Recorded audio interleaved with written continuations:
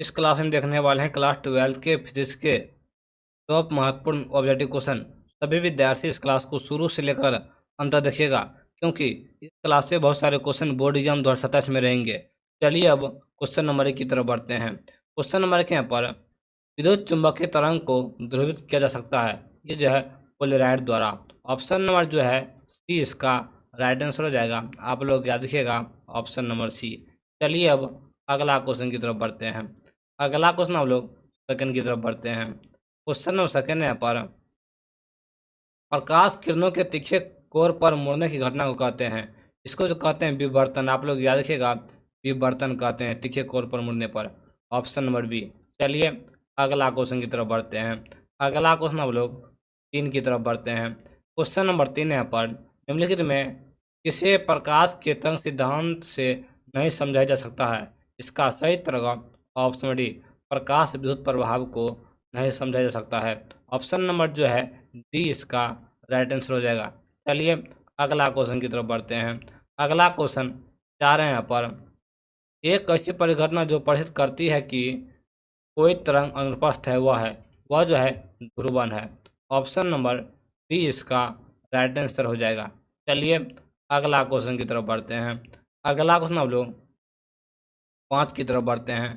Question number 5 यहाँ पर इंद्रधनुष प्राकृतिक उदाहरण है, ये जो है अपवर्तन परावर्तन एवं वर्ण विक्षेपण का। ऑप्शन नंबर जो है सी इसका सही उत्तर हो जाएगा। चलिए अगला क्वेश्चन की तरफ बढ़ते हैं। अगला क्वेश्चन से यहाँ पर विद्युत चुंबकीय तरंग का ध्रुवण किया जा सकता है, ये जो है पोलेराइड द्वारा। ऑप्शन नंबर जो है सी इसका सही उत्तर हो जाएगा। चलिए अगला क्वेश्चन की तरफ बढ़ते हैं। अगला क्वेश्चन 7 है यहाँ पर जब प्रकाश की एक किरण ग्लास स्लेब में प्रवेश करती है तो इसका तरंगदैर्घ्य जो है घटता है। ऑप्शन नंबर जो है ए इसका राइट आंसर हो जाएगा। चलिए अगला क्वेश्चन की तरफ बढ़ते हैं। अगला क्वेश्चन आते हैं पर मृग मरीचिका का कारण है, इसका सही तरगम ऑप्शन नंबर ए अपवर्तन और पूर्ण आंतरिक परावर्तन। ऑप्शन नंबर जो है ए इसका राइट आंसर हो जाएगा। चलिए अगला क्वेश्चन की तरफ बढ़ते हैं। अगला क्वेश्चन 9 यहाँ पर आसमान का रंग नीला देखने का कारण, इसका सही तरगम ऑप्शन नंबर ए प्रकीर्णन। ऑप्शन नंबर ए इसका सही उत्तर हो जाएगा। चलिए अगला क्वेश्चन की तरफ बढ़ते हैं। अगला क्वेश्चन 10 है पर सौर प्रकाश में उपस्थित काले रेखाओं को कहा जाता है फ्राउनहोफर रेखाएं कहा जाता है। ऑप्शन नंबर ए इसका सही उत्तर हो जाएगा। चलिए अगला क्वेश्चन की तरफ बढ़ते हैं। अगला क्वेश्चन 11 यहाँ पर शुद्ध स्पेक्ट्रम प्राप्त किया जा सकता है, इसका सही उत्तर ऑप्शन सी स्पेक्ट्रोमीटर से। ऑप्शन नंबर सी इसका राइट आंसर हो जाएगा। चलिए अगला क्वेश्चन की तरफ बढ़ते हैं। अगला क्वेश्चन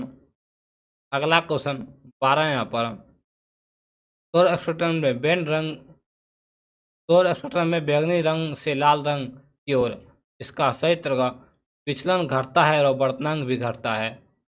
बैंगनी से लाल रंग की ओर जो है विचलन घटता है और अपवर्तनांक भी घटता है। ऑप्शन नंबर ए। चलिए अगला क्वेश्चन की तरफ बढ़ते हैं। अगला क्वेश्चन 13 यहाँ पर श्वेत प्रकाश का स्पेक्ट्रम प्रिज्म से प्राप्त करने में न्यूनतम विचलन होता है। न्यूनतम यानी सबसे कम विचलन लाल रंग का होता है। ऑप्शन नंबर बी इसका राइट आंसर हो जाएगा और अधिक रहेगा तो बैगनी। चलिए अगला क्वेश्चन की तरफ बढ़ते हैं। अगला क्वेश्चन 14 यहाँ पर पूर्ण विवर्तन में प्रकाश के स्रोत रखे जाते हैं अवरोध से, इसका सही तरह अनंत दूरी पर रखे जाते हैं अवरोध से अनंत दूरी पर। आप लोग याद रखिएगा। चलिए अगला क्वेश्चन की तरफ बढ़ते हैं। अगला क्वेश्चन 15 यहाँ पर समतल ध्रुवित प्रकाश में विद्युत क्षेत्र की तीव्रता सदिश के कंपन होते हैं, इसका सही तरह एक तल में होते हैं। सदिश का कंपन जो है वह एक तल में होते हैं। Option number A. Option number B. Option number B. चलिए अगला क्वेश्चन की तरफ बढ़ते हैं। अगला क्वेश्चन 16 यहाँ पर साबुन का बुलबुला प्रकाश में रंगीन दिखता है, जिसका कारण है प्रकाश का व्यतिकरण। ऑप्शन नंबर डी प्रकाश का व्यतिकरण। चलिए अगला क्वेश्चन की तरफ बढ़ते हैं। अगला क्वेश्चन 17 यहाँ पर दो कलाबद्ध स्रोत आभासी है। दो कलाबद्ध स्रोत आभासी जो है यह है फ्रेंजल के द्वि प्रिज्म में फ्रेंजेल के द्वि प्रिज्म में। ऑप्शन नंबर सी इसका राइट आंसर हो जाएगा। चलिए अगला क्वेश्चन की तरफ बढ़ते हैं। अगला क्वेश्चन लोग 18 की तरफ बढ़ते हैं। हाइजन के द्वितीयक तरंग के सिद्धांत का व्यवहार होता है? हाइजेन के द्वितीय तरंग के सिद्धांत का व्यवहार होता है? का सही उत्तर होगा option number A. Option number ए, तरंग के ज्यामितीय नए स्थान प्राप्त करने में। ऑप्शन नंबर ए जो है इसका सही उत्तर हो जाएगा। चलिए अगला क्वेश्चन की तरफ बढ़ते हैं। अगला क्वेश्चन 19 है यहाँ पर। प्रकाश प्रकाश किस प्रकार के कंपाउंडों से बनती है? ये जो है विद्युत और चुंबकीय दोनों तरंग से बनती है। Option number C. चलिए अगला क्वेश्चन की तरफ बढ़ते हैं। अगला क्वेश्चन 20 है यहाँ पर। प्रकाश के तरंग गति सिद्धांत के अनुसार प्रकाश के वर्ण निर्यात निर्यात निर्यायक का सही तरंग आवृत्ति पर होता है। Option number C. Option number C आवृत्ति। चलिए अगला क्वेश्चन की तरफ बढ़ते हैं। अगला क्वेश्चन 21 यहाँ पर। द्वितीय तरंगिकाओं की धारणा के आविष्कारक जो है यह हाइजेन है। ऑप्शन नंबर सी आप लोग याद रखिएगा। चलिए अगला क्वेश्चन की तरफ बढ़ते हैं। अगला क्वेश्चन 22 है यहाँ पर। ध्रुवन कोण की स्पर्शज्या पदार्थ के वर्तनांक के बराबर होती है, यह नियम कहलाता है? यह बूस्टर के नियम कहलाता है। ऑप्शन नंबर बी इसका राइट आंसर हो जाएगा। चलिए अगला क्वेश्चन की तरफ बढ़ते हैं। अगला क्वेश्चन 23 यहाँ पर। यंग के दूषित प्रयोग में संपोषी व्यतिकरण उत्पन्न करने वाली तरंगों के बीच पथांतर का जो मान जो है नहीं होता है। Option number D. Option number D 2n+1 into λ/2 ये जो है मान नहीं होता है। आप लोग याद रखिएगा ऑप्शन नंबर डी। चलिए अगला क्वेश्चन की तरफ बढ़ते हैं। अगला क्वेश्चन 24 यहाँ पर। यंग के प्रयोग में यदि प्रकाश की तरंग लंबाई दुगुनी कर दिया जाए तो फिल्म की चौड़ाई जो है दुगुनी हो जाएगी। Option number B. चलिए अगला क्वेश्चन की तरफ बढ़ते हैं। अगला क्वेश्चन 25 यहाँ पर। एक पतले फिल्म के रंग का कारण है इसका जो है वर्ण विक्षेपन। ऑप्शन नंबर सी वर्ण विक्षेपन है। चलिए अगला क्वेश्चन की तरफ बढ़ते हैं। अगला क्वेश्चन 26 यहाँ पर। यदि एक पतले पारदर्शी शीट को यंग दूसरे के सामने रखा जाए तो फिल्म की चौड़ाई जो है ये अपरिवर्तित रहेगी। ऑप्शन नंबर जो है सी इसका राइट आंसर हो जाएगा।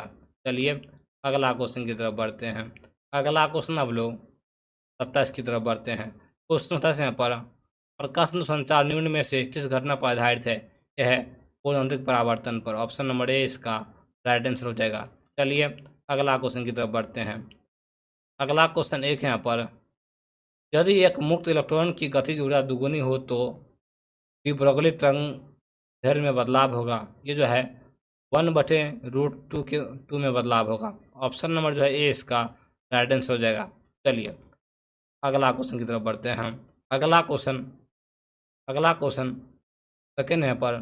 भी आवृत्ति वाले फोटोन के साथ संवेग जुड़ा है। यदि प्रकाश का वेग सी हो तो संवेग होगा। संवेग जो हो जाएगा ऑप्शन नंबर बी hv/c इसका राइट आंसर हो जाएगा। hv/c इसका राइट आंसर हो जाएगा। चलिए अगला क्वेश्चन की तरफ बढ़ते हैं। अगला क्वेश्चन 3 पर। यदि किसी धातु के सतह पर आपतित होने वाले फोटोन की आवृत्ति दुगुनी कर दिया जाए तो उत्सर्जित इलेक्ट्रॉन की अधिकतम गतिज ऊर्जा हो जाएगी। ये भी होगा दुगुनी से ज़्यादा हो जाएगा, दुगुना से ज़्यादा हो जाएगा। चलिए अगला क्वेश्चन की तरफ बढ़ते हैं। अगला क्वेश्चन 4 यहाँ पर। फोटो सेल आधारित है, यह प्रकाश विद्युत प्रभाव पर आधारित है। ऑप्शन नंबर ए प्रकाश विद्युत प्रभाव पर। चलिए अगला क्वेश्चन की तरफ बढ़ते हैं। अगला क्वेश्चन 5 यहाँ पर। यदि विराम से एक इलेक्ट्रॉन को 1 वोल्ट विभवांतर आरोपित कर त्वरित किया जाए तो इसकी गतिज ऊर्जा जो हो जाएगी ऑप्शन नंबर ए 10⁻⁰ जूल। ऑप्शन नंबर ए हो जाएगी। चलिए अगला क्वेश्चन की तरफ बढ़ते हैं। अगला क्वेश्चन 6 यहाँ पर। एक इलेक्ट्रॉन एवं एक प्रोटॉन की तरंग लंबाई 1 nm है। इनमें इसके संवेग का मान अधिकतम होगा। यह दोनों के संवेग के मान तुल्य है। चलिए अगला क्वेश्चन की तरफ बढ़ते हैं। अगला क्वेश्चन 7 है यहाँ पर। एक फोटोन की ऊर्जा 10 केवी है। यह विद्युत चुंबकीय यह विद्युत चुंबकीय वर्णक्रम के भाग में स्थित है। ये जो है एक्सरे के, ऑप्शन नंबर ए इसका राइट आंसर हो जाएगा। चलिए अगला क्वेश्चन की तरफ बढ़ते हैं। अगला क्वेश्चन 8 है यहाँ पर, प्रकाश विद्युत प्रभाव में उत्सर्जित प्रकाश में इलेक्ट्रॉन की गति ऊर्जा समानुपाती होती है, यह आपतित किरण की आवृत्ति के समानुपाती होती है। चलिए अगला क्वेश्चन की तरफ बढ़ते हैं। अगला क्वेश्चन 9 यहाँ पर, कार्यफलन आवश्यक ऊर्जा है, इसका सही तरह एक इलेक्ट्रॉन को सतह से ठीक बाहर निकालने के लिए, ऑप्शन नंबर सी। चलिए अगला क्वेश्चन 10 की तरफ बढ़ते हैं। अगला क्वेश्चन 10 है पर, दिए हुए किस धातु का न्यूनतम कार्यफलन है, यह है सोडियम का। चलिए